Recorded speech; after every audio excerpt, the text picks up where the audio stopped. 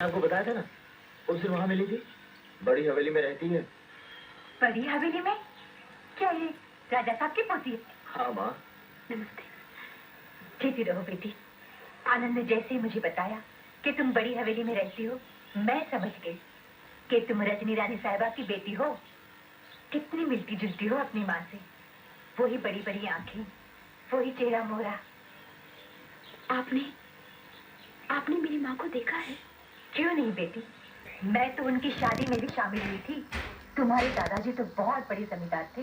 यूँ समझ लो एक तरह से राजा ही थे वो, और हम लोग उन्हीं की रियासत में छोटे मोटे जमींदार थे। जब तक तुम्हारी माँ जिंदा थी ना, 30 त्योहारों पर मिलना हो ही जाता था। न जाने हवेली की खुशियों को किसकी नजर लग गई।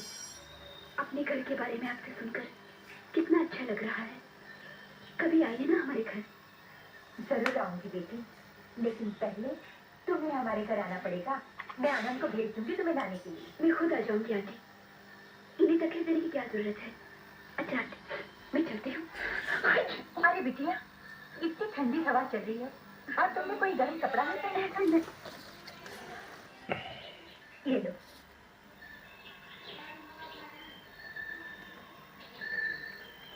अपनी माँ को तो मैंने कभी नहीं देखा, मगर आपको देखने के बाद ऐसा लगता है मेरी माँ भी ऐसे ही प्यारी, ऐसे ही ममता लुटाने वाली होगी। चलते।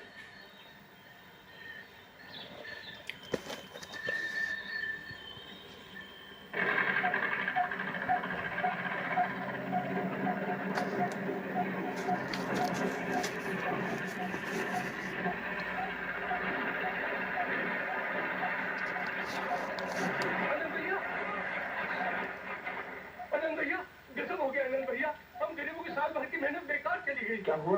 कुमार बाबू के आदमी हमारे खलियाने से सारी फसल ले जा रहे हैं। आखिर क्यों?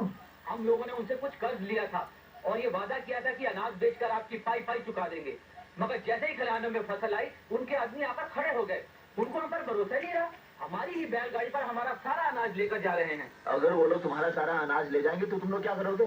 तुम्हारे बाल बच्चे क्या खाएंगे? यही तो उनसे हमने कहा, लेकिन वो सुनने को तैयार ही नहीं है। कहाँ है वो लोग?